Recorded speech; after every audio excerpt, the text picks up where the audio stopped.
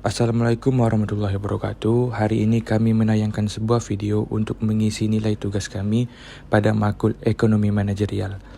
Kami dari kelompok 3 yang beranggotakan saya sendiri yaitu Joran Akbar Ramadan, Andri Makawaru, Zulfan Asrari, Mutia Ameliasari, Nuhasa Kifahanun, Peti Ariska, dan Selvirawati.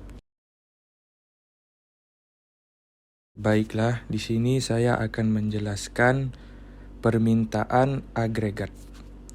Agregat demand atau yang disingkat AD. Pengertian: jumlah total pembelanjaan oleh rumah tangga, konsumen, perusahaan, dan pemerintah pada berbagai tingkat harga. Faktor yang mempengaruhi ada 4. Yang pertama yaitu perubahan suku bunga. Yang kedua, tingkat pendapatan kesejahteraan masyarakat. Yang ketiga, perubahan ekspektasi inflasi, dan yang keempat perubahan nilai tukar mata uang. Baiklah, lanjut di sini saya akan menjelaskan yang pertama yaitu perubahan suku bunga. Naik atau turunnya nilai suku bunga mampu mempengaruhi keputusan yang dibuat oleh setiap konsumen dan para pebisnis. Menurunnya suku bunga akan berdampak pada menurunnya biaya pinjaman untuk barang yang berharga seperti keperluan rumah tangga, kendaraan, dan juga rumah. 2. Tingkat pendapatan dan kesejahteraan masyarakat. Saat pendapatan nasional memang sedang meningkat, maka pendapatan setiap rumah tangga akan turut meningkat. Di saat seperti inilah permintaan agregat akan turut meningkat. Sebaliknya, penurunan pendapatan nantinya akan berimbas pada menurunnya jumlah agregat demand.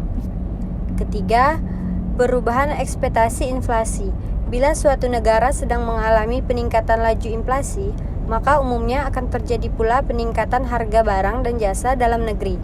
Bila masyarakat merasa negaranya sedang mengalami inflasi, maka mereka akan melakukan pembelian sebelum harga komoditas menjadi meningkat tinggi.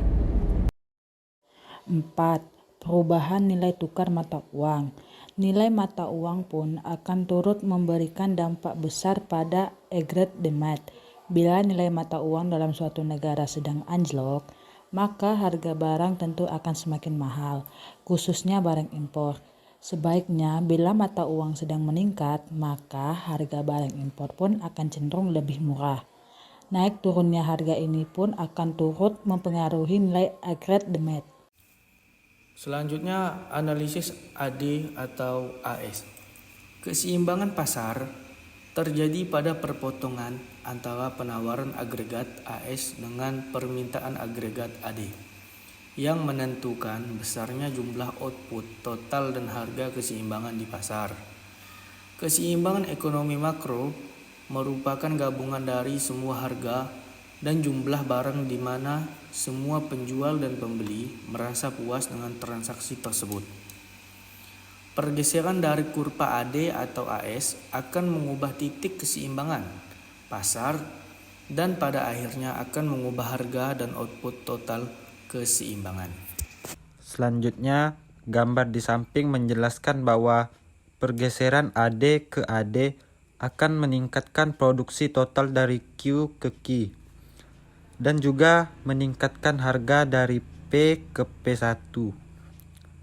Pergeseran AD bisa terjadi misalkan karena peningkatan belanja pemerintah untuk membiayai proyek-proyek infrastruktur, sehingga mendorong pertumbuhan ekonomi dari Q ke Q1 jauh lebih besar dibandingkan dengan output potensial yaitu Q2. Namun demikian juga mendorong kenaikan harga lebih tinggi ke P1 sehingga menimbulkan inflasi. Cara menghitung agregat demand. AD sama dengan C plus I plus G plus buka kurung X kurang E tutup kurung. Pergerakan kurva permintaan agregat. Pergerakan sepanjang kurva permintaan agregat terjadi jika faktor harga berubah akibat perubahan efek kekayaan atau efek suku bunga atau efek nilai tukar. Pergeseran kurva permintaan agregat. Pergeseran kurva permintaan agregat ke kiri atau kontraksi dan ke kanan atau ekspansi terjadi jika faktor bukan harga berubah, terutama akibat dari perubahan kebijakan pemerintah. Dari pemaparan materi yang telah disampaikan oleh teman-teman tadi, dapat disimpulkan bahwa permintaan agregat sering ditulis AD, aggregate demand, adalah jumlah total pembelanjaan oleh rumah tangga konsumen, perusahaan, dan pemerintah pada berbagai tingkat harga. Lalu, faktor-faktor yang memengaruhi besarnya permintaan agregat adalah tingkat harga, dan juga dipengaruhi oleh kebijakan moneter dan fiskal yang dilakukan oleh permintaan. Semakin tinggi tingkat harga, maka semakin kecil belanja barang oleh pelaku-pelaku ekonomi. Dan sebaliknya, jika harga semakin rendah, maka belanja barang dan jasa yang dilakukan pelaku-pelaku ekonomi dalam suatu perekonomian akan semakin meningkat. Mungkin sekian yang dapat kami sampaikan, kurang lebihnya mohon maaf.